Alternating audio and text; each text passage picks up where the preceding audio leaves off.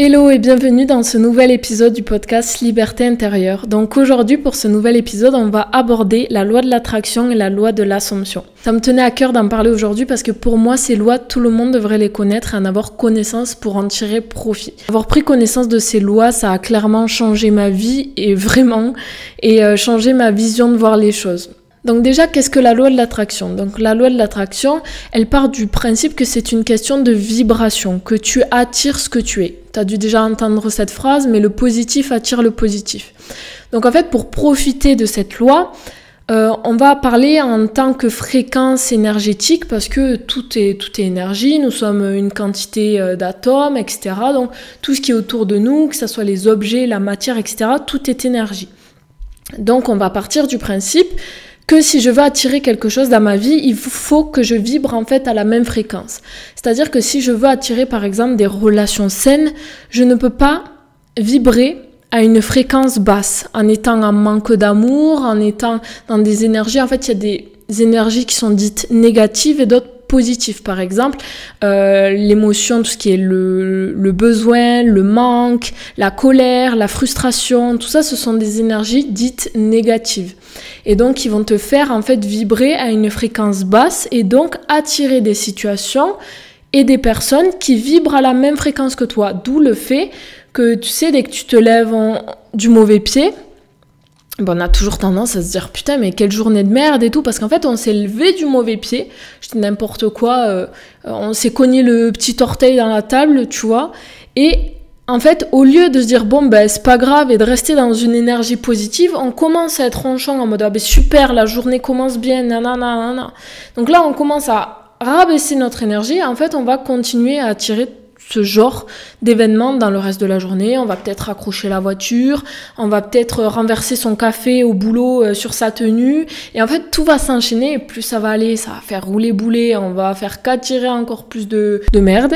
Alors que justement, si tu vibres dans des énergies dites positives, telles que l'amour, d'ailleurs si ça intéresse que je te fasse un sujet beaucoup plus détaillé, une vidéo sur la loi de l'assomption ou la loi de l'attraction, ce sera avec plaisir, du coup je ferai une vidéo YouTube, mais là dans le podcast je vais vraiment rester en fait dans la globalité et dans mon expérience à moi en fait avec la loi de l'attraction et de l'assomption, pour que tu puisses toi aussi en profiter et manifester la vie que tu désires en fait via ces lois-là. Voilà, donc la loi de l'attraction, ce qu'il faut que tu retiennes, c'est que vraiment tu attires ce que tu es. Donc si tu veux attirer une telle situation, on part du principe où il faut que tu vibres à la même fréquence que cette situation-là, il faut vraiment réussir à lâcher prise pour ne pas s'accrocher justement à la situation désirée et donc ne pas être dans une énergie de manque, de frustration ou de besoin. Après, il faut faire attention parce que j'en entends beaucoup dire « ouais, mais je veux manifester des trucs et tout », mais c'est pas possible d'être positif tout le temps. Et effectivement, il y aura des moments où tu seras négatif, je sais pas, tu vas peut-être t'arriver un truc qui va te rendre triste et c'est ok, ça veut pas dire pour autant que tu dois refouler toutes tes émotions, que ce soit la tristesse, la colère, la frustration, etc. Tu as le droit de ressentir toutes tes émotions comme ça.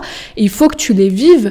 Mais en revanche, il faut qu'en fait tu saches être résiliente et rebondir face à ces situations-là pour ok, je reste pas 3 semaines dans cet état-là. Je vis mon émotion, je ressens, j'accepte ce qui se passe. Et une fois que c'est ok, let's go, je repars. Pas parce que tu auras une situation négative où tu vas un petit peu râler, etc., que ça va plomber toutes tes manifestations au niveau de la loi de l'attraction. Maintenant, qu'est-ce que c'est la loi de l'assomption ? Donc la loi de l'assomption, en fait, c'est plutôt une question d'incarnation. Elle va partir du principe où tu attires ce que tu crois. Donc c'est-à-dire que ça va être beaucoup plus une question de croyance, de petite... cette petite voix intérieure qui te répète constamment des trucs comme quoi t'es peut-être une bonne personne ou au contraire que t'es pas assez doué ou que si tu fais pas ce que les autres veulent, ils t'aimeront pas.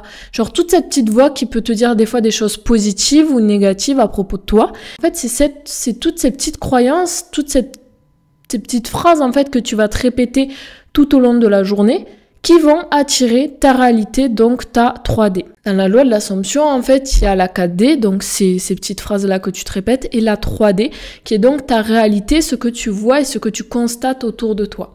Donc pour profiter de la loi de l'assomption, en fait, il y a différentes techniques, on va dire, qui existent et qui m'ont personnellement permis d'attirer ce que je voulais dans ma réalité, donc dans ma 3D.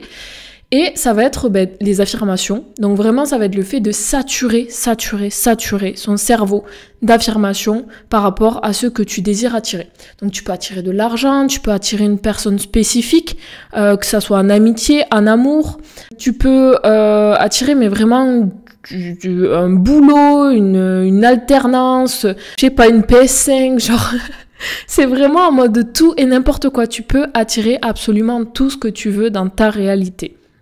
Et ça, c'est juste incroyable. Je sais que pour ceux qui sont un peu fermés à ce sujet-là, ça peut paraître difficile à accepter et de se dire non mais n'importe quoi, genre c'est pas de la magie, genre si ça existait, tout le monde le serait. Sauf que la loi de l'Assomption, c'est pas de la magie non plus. Les choses arrivent pas comme ça du jour au lendemain. C'est pas parce que je vais affirmer que là, j'ai gagné 5 000 € que je vais les avoir demain.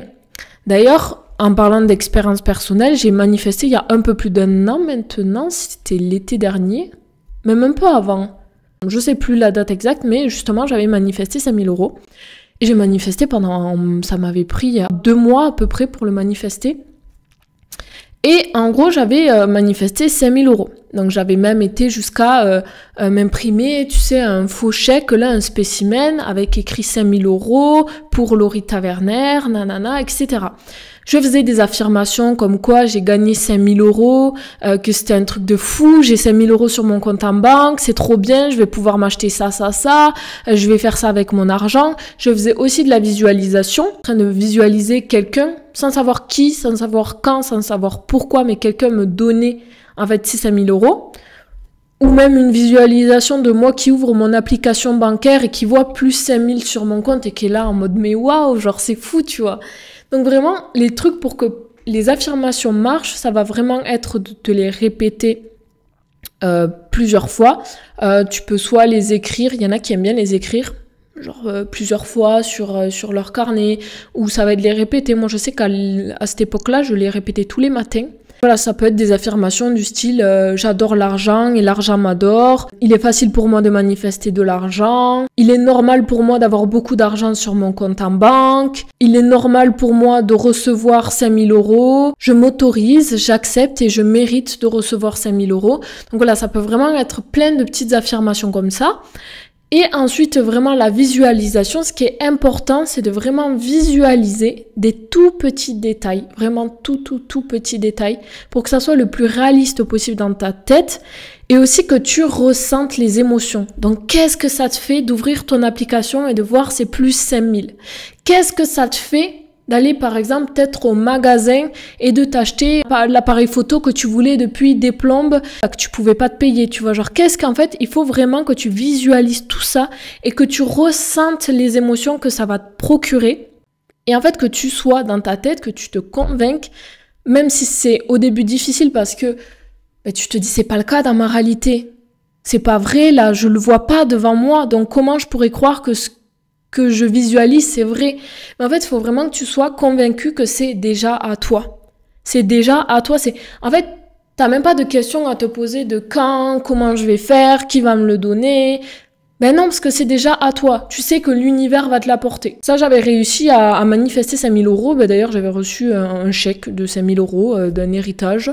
Ça, vraiment, le jour où c'est le plus gros truc que j'ai réussi à manifester. Et vraiment, je me rappelle le jour où ma mère m'a donné ce chèque en me disant tiens, un tel te donne ça, et que j'ouvre l'enveloppe et que je vois vraiment les 5 000. C'était pas en mode 3 000 et bon ok c'est cool, j'ai réussi à manifester de l'argent. C'était vraiment la somme que je manifestais depuis 2 mois. Et ça a été vraiment une dinguerie. Alors au début, je te conseille pas de commencer avec une somme aussi grosse parce que il y a un peu le côté, rationnel qui va vouloir venir un peu te mettre des bâtons dans les roues et te dire que c'est pas possible.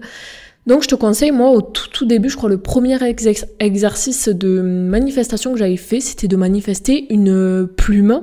J'avais manifesté en fait une plume, mais tu sais, avec un motif vraiment spécifique, genre vraiment atypique, que je peux pas voir n'importe où, quoi. Genre pas une plume de pigeon.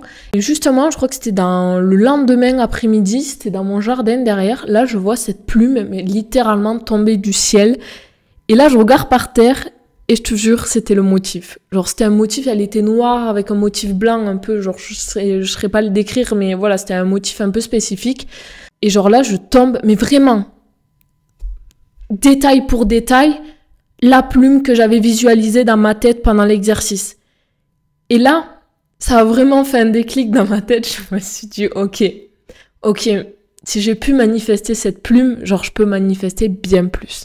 J'ai commencé par manifester 10 €. Du coup, je m'étais dit, allez, maintenant je vais vers de l'argent. C'est quelque chose de un peu plus de réticence par rapport à ça, enfin personnellement. Du coup, je m'étais dit, je vais manifester 10 €. Ça va, c'est élevé, c'est pas une pièce de 2, c'est pas non plus 50 ou 100 €. Donc ça passe. 10 €, c'est cool. Là, je me rappelle, j'étais dans ma voiture. Et j'avais pas mon truc pour le téléphone, pour mettre la musique. Et je me dis, vas-y, je vais mettre un CD. J'ai toujours plein de CD, mais qui traînent depuis 10 plombes dans ma voiture. Et là, j'ouvre. Et je vois un premier, il manque le CD. Je me dis, merde, putain, en fait, pareil, deuxième, pas de CD. Je me dis, mais c'est fou, genre, j'ai plein de boîtes à CD, j'ai pas les CD dedans. Et là, la troisième boîte que j'ouvre, c'était une boîte des One Direction, en plus, parce que du coup, c'était des CD de quand j'étais petite. Et genre là, j'ouvre la boîte. Et là, je te jure que... Je rigole encore parce que, avec du recul, il y a quelques années, tu m'aurais dit ça quand j'étais au lycée, mais je t'aurais rionné. Genre, vraiment, j'aurais pas cru un seul mot de ce que je suis en train de raconter. Mais vraiment, genre, j'ouvre la boîte à CD et là, je te jure que je vois 10 balles dedans. Genre, hasard de dingue un peu quand même, tu vois. Genre, je sais pas, j'ouvre une boîte à CD qui traîne dans ma voiture depuis 10 plombes et genre, il y a 10 balles comme ça dedans. J'étais super contente, ça m'a encore confirmé que ça marchait. Ça m'a clairement refait ma journée, parce que j'étais là, cool. Du coup, j'ai trouvé mes 10 balles. Et en fait, il faut vraiment, tu vois, tu peux continuer avec ça. Donc là, j'avais manifesté pour le coup une plume, ensuite 10 €, j'ai manifesté les 5000, mais tu peux aussi manifester une personne spécifique. Alors ça, je l'ai jamais fait encore pour le moment. Je le fais actuellement pour une personne spécifique, mais...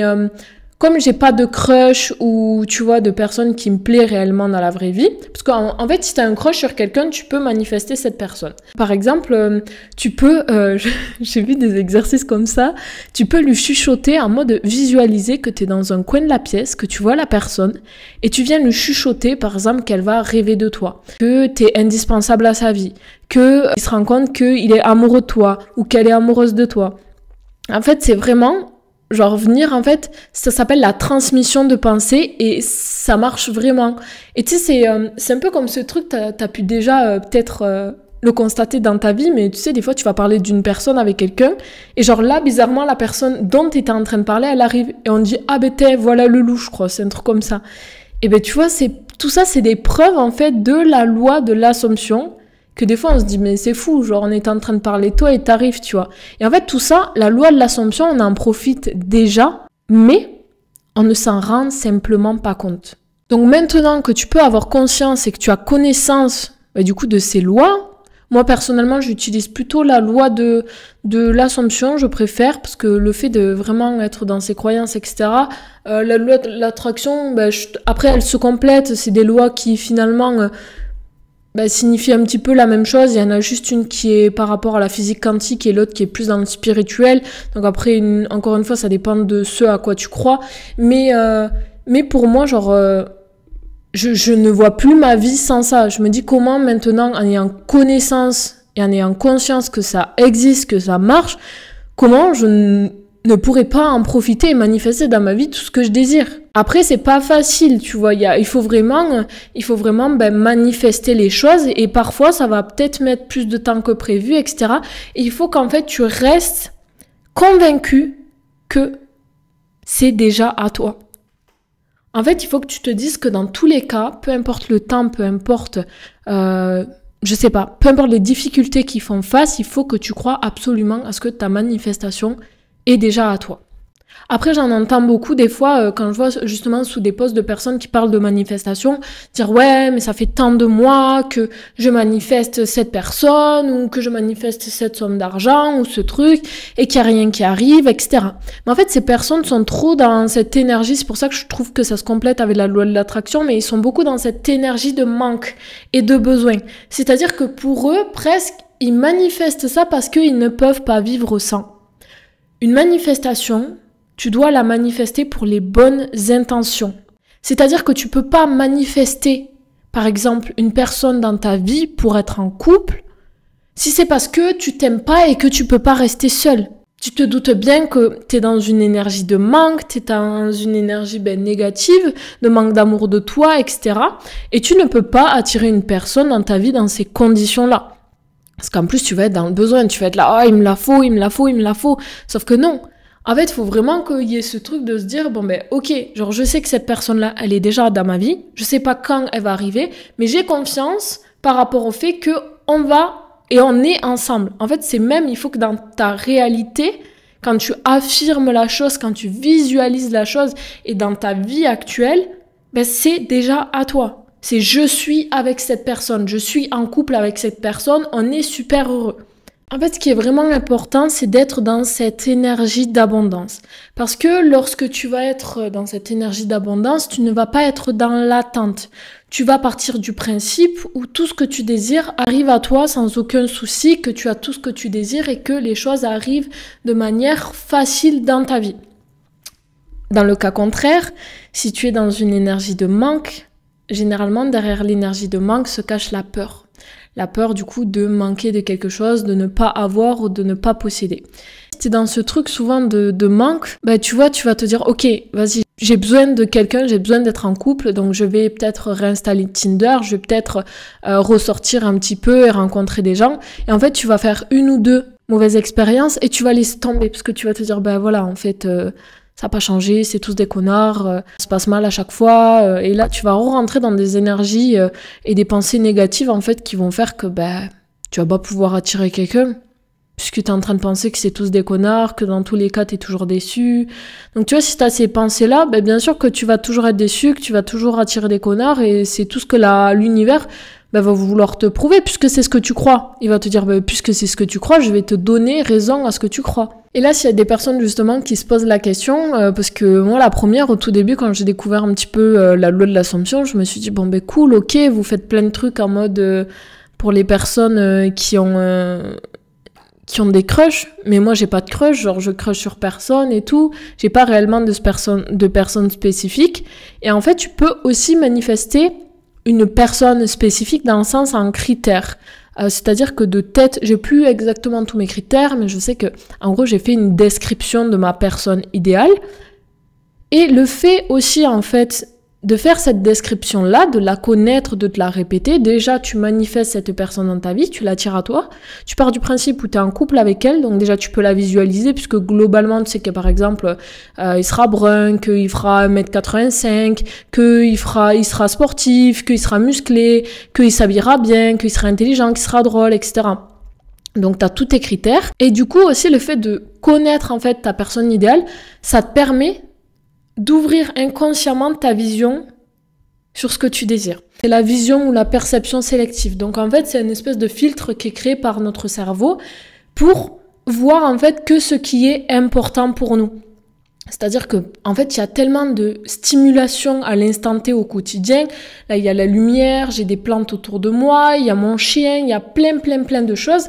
Et en fait, si je veux réussir à faire ce podcast, mon cerveau est obligé de se concentrer sur une seule chose, c'est-à-dire là actuellement être en train de parler dans le micro en regardant mon téléphone pour pouvoir justement tourner mon podcast, parce que si jamais il prend tout ce qui est autour, je vais être constamment déconcentrée par le fait que il y a un oiseau qui vient de passer devant la fenêtre, etc.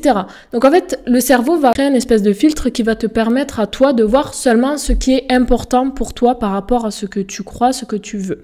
Tu sais, t'as sûrement dû déjà voir cette vidéo, je crois, c'est où il y a un gorille derrière en même temps qu'il y a des... Je sais plus ce que c'est. Il y a une vidéo comme ça où il y a des gens qui font des trucs et derrière il y a un gorille. Et en réalité, tu te rends même pas compte qu'il y a le gorille pendant la vidéo parce qu'en fait, tu es tellement concentré parce qu'on te dit de compter par exemple le nombre de personnes qui passent ou je sais plus, un truc comme ça, que du coup tu fais abstraction alors qu'il y a un gorille derrière et qu'il a absolument rien à faire ici. Donc ça justement, c'est un exemple de la vision sélective. Donc dans le cas contraire, quand tu veux par exemple trouver une nouvelle personne dans ta vie, le fait de savoir que tu recherches un homme qui est comme ci, comme ça, ou une femme qui est comme ci, comme ça, en fait, inconsciemment, ton cerveau va capter ces petits détails et va se dire « Ah, lui, attends, il est grand, il est brun, il est bronzé, il a des tatouages. En plus, je vois qu'il a un casque de moto. » Là, je vous fais ma description, mais... Enfin, voilà, tu vois, en fait, tu vas faire moins attention aux autres hommes et tu vas plus facilement repérer ces hommes-là qui correspondent à ce que tu désires et donc tu vas potentiellement pouvoir aller le voir et faire de nouvelles rencontres. S'il est célibataire, évidemment. Voilà, donc aujourd'hui, j'ai vraiment abordé la loi de l'attraction et la loi de l'assomption de manière très abstraite, dans le gros du gros, mon expérience, du coup, le fait que moi, j'ai déjà réussi à manifester ça, comment un petit peu il faut faire. C'était quand même relativement très abstrait, mais c'était quelque chose que je voulais déjà aborder. Alors, si ça t'intéresse, du coup, que j'en parle un peu plus en détail et que j'aille même... vers quelque chose de plus documenté, etc. Dis-moi-le du coup sur Instagram, je l'affiche juste ici, donc Laurie.taverner.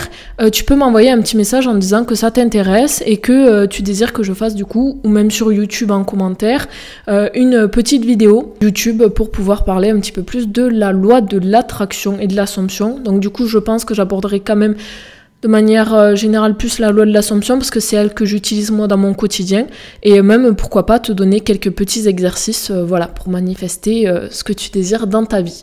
Après évidemment je ne vais pas rentrer trop en détail parce que c'est pas ma spécialité non plus, mais étant donné que moi ça m'aide dans mon quotidien à attirer que ce soit de l'argent ou des situations désirées ou des personnes, autant que toi aussi t'en profites et que je puisse te faire part de mes connaissances. En tout cas je te remercie d'avoir écouté cet épisode, j'espère qu'il t'aura plu et n'hésite pas à laisser un 5 étoiles sur Spotify ou à laisser un pouce bleu sur YouTube. N'hésite pas aussi à t'abonner et je te fais de gros bisous à la semaine prochaine.